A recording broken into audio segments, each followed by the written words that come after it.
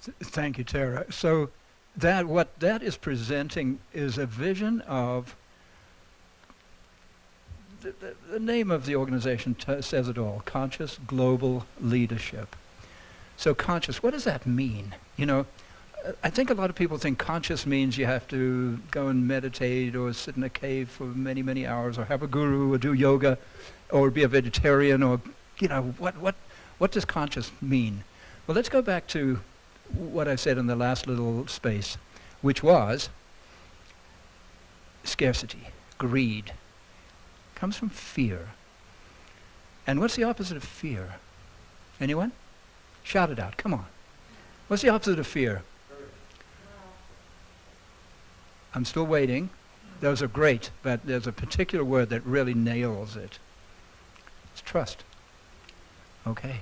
So conscious global leadership. You see, the current leadership, or the leadership that got us into this mess, was leadership based on the bottom line, based on some sort of out-of-control fear mentality that said we have to grab as much as we possibly can, and that's the right thing to do.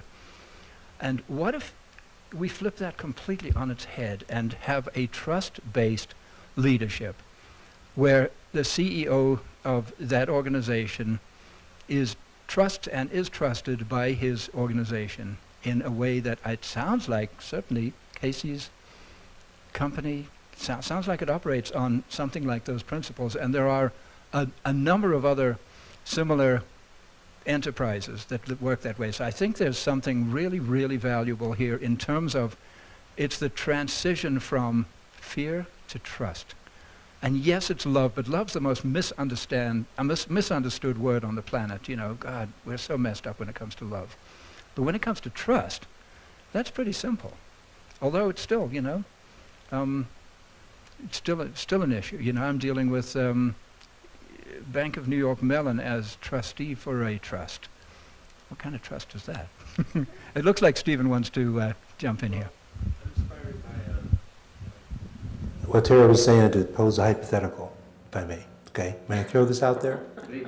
For everyone, say we're in the real world in Colorado today, and you've got a mediator who's been assigned to mediation in a foreclosure case, right? And the mediator's job is to try to resolve the dispute among the people that are there. And it should be done in a conscious way, okay, where, everything you said. And, but the people that come to the table are the homeowner, who probably has fundamental lack of trust. It's all gone, okay? Because they don't trust the loan servicer, because the loan servicer, when they communicate with them, they get form letters back and they don't have a signature on them. They talk to a different person every time they talk to the loan servicer, so they don't know even who they're dealing with. And this is a hypothetical for this program, but it's actually happening all over the country right now, okay? So, homeowner doesn't trust the loan servicer.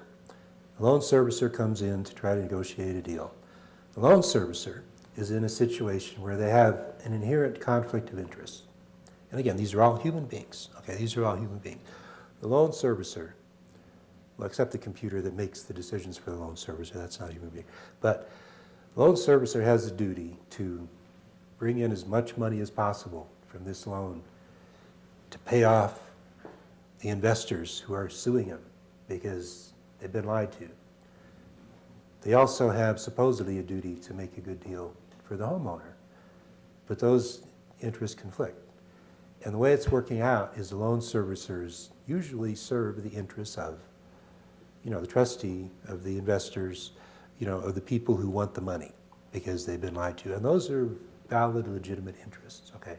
Everyone involved has a legitimate interest.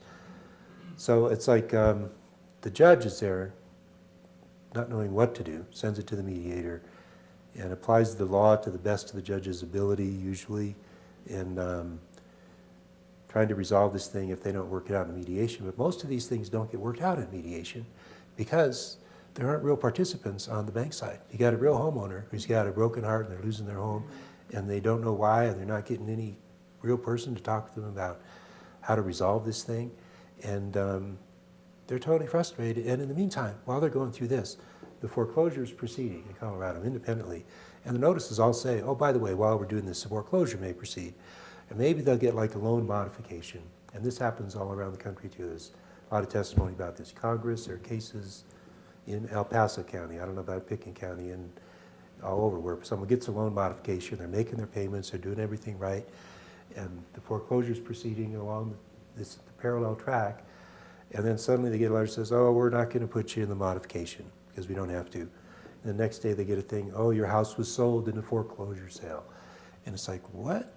I mean, the lack of trust because of the system structurally, the legislation and governing foreclosure is actually, it's as if it was written in anticipation of what's happening right now. The last 10 years or so, there have been a lot of changes in legislation. This is an aside from the hypothetical, but it's like a lot of changes in legislation that allow them to foreclose with just a certification. I have a right to foreclose because I say so. And then they don't have the evidence and they, typically get to do it. But anyway, the point is the system doesn't require, the legislation and the rules don't require the foreclosing entities, I won't use the word just banks or whatever, it's like the financial industry, it doesn't require them to bring a real person with real authority, with a real concern or interest in even having a conversation with a homeowner to make a deal. It doesn't require them to even bring somebody like that to the table. So what do you do in a situation like that? I'm not trying to disillusion you or anything, I'm just throwing out that that's happening day to day in courts around the country and right here in Colorado. Where do we start? Well, I think you have to have a willing participant that, as a leader, that they really want to, I think sometimes it's overwhelming to be a part of a system that you feel like you can't stop not being, part of the system. And it takes a really brave leader to shift. And it's all shifting from the individual. Everything comes from the individual. That's really what we talk about, is that it's how I am in the world every day, how I am in relationships. And there's no discernment that the way I treat my family is the way I'm going to go out into the workplace and treat the people that I'm working with. I think that it's an awareness of having awareness and making these decisions that are really based in fear. And of course, you know how we are a very empirical-based society. We need the proof that we have these parts of our brain that we are operating from. And honestly, Rita was sharing it's Dr. Oz he's, I know I saw him on Oprah, I think. Yes, and there's a lot happening in the brain science, and seeing things from a different perspective of, not operating from a fear-based consciousness. And it's really identifying the leaders in the fields and bringing them together and showing them through other leaders. Like, my husband it's really amazing because, I know, how many people in the room really participate in, it takes a village to make a really good leader. I know Casey, he's a good leader not because, he goes out and he has this spontaneous, information that comes in. He studies great leaders, and then we talk about what makes a great leader. He's being asked more and more to go speak at global corporations just about what's going on. Because again, people do run to see successful companies, like, what are they doing there? But when they actually see one with consciousness and love and seeing it as a family, they're beginning to want to be happy. And I think that's at the root of it, is people want to be happy. And it's our birthright. And it's really how we're born, I think. And then it's sort of conditioned out of us. But I think that it's for you to, come to one of the workshops or seminars that we have, or, go enroll in something that really begins to build that inner awareness, that conscious practice in business and life. And then, invite the other leaders in. You can't really change people. You can only offer things that are going to make them happy. And like Casey says, if I'm happy, then the people I'm working with, my steering team, they're happy because of the way I'm showing up. That makes happy customers. Happy customers make a happy world, and it just goes out from there. So I think it's really inviting people to see another perspective. And you as a leader, and Andrew and Connie, I think, are are really about doing that with this whole program. Can I make one more suggestion? Based on what you said, what if, and again, I'm starting to talk like a lobbyist here, but it's just kind of where I am these days. You know, it's like, if everybody in the state of Colorado went to their elected representatives and says, I don't trust what's going on in the securitization industry, and I'm not sure that I trust you.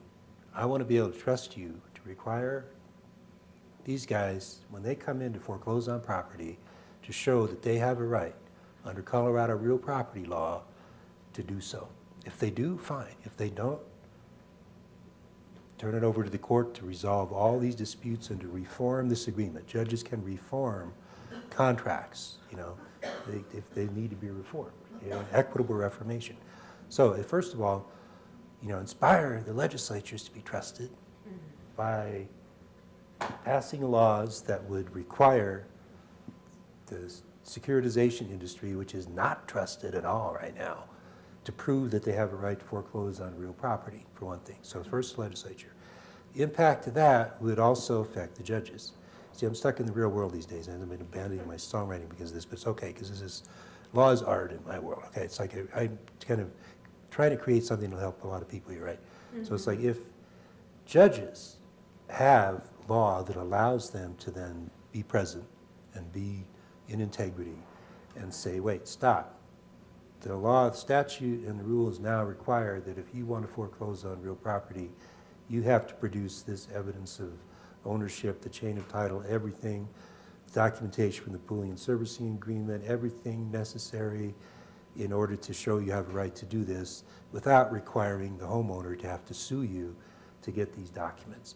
So the judges would then be empowered, if the legislature empowers them, because judges are frustrated by this. They say, we're stuck with this law. You know, I talk to judges, I talk to retired judges, and they say, you're right, we're stuck with this law. If the legislature is inspired to change it by their constituents, and then the judges have a law that they can work with, that would help everybody, I would think. So in terms of like conscious jurisprudence or whatever, and conscious legislation, it's like if the starting point is, I think it's a great point, trust is the opposite, as you said, Andrew, trust is the opposite of fear in this phase in particular, because people don't trust anybody in the financial industry anymore. You know, they trust their dirt, they trust their home, they want to be able to trust their local judge and their legislature, you know, and you know what I mean? I think that they don't trust themselves. Because I think the homeowners, we were talking about this, Connie and Andrew and I were talking about this, is when you do something like that, you've made this deal, you've bought this mortgage, or you've been sold a mortgage, you can't pay for it. There's a lot of guilt and shame attached to it, so they actually don't trust themselves.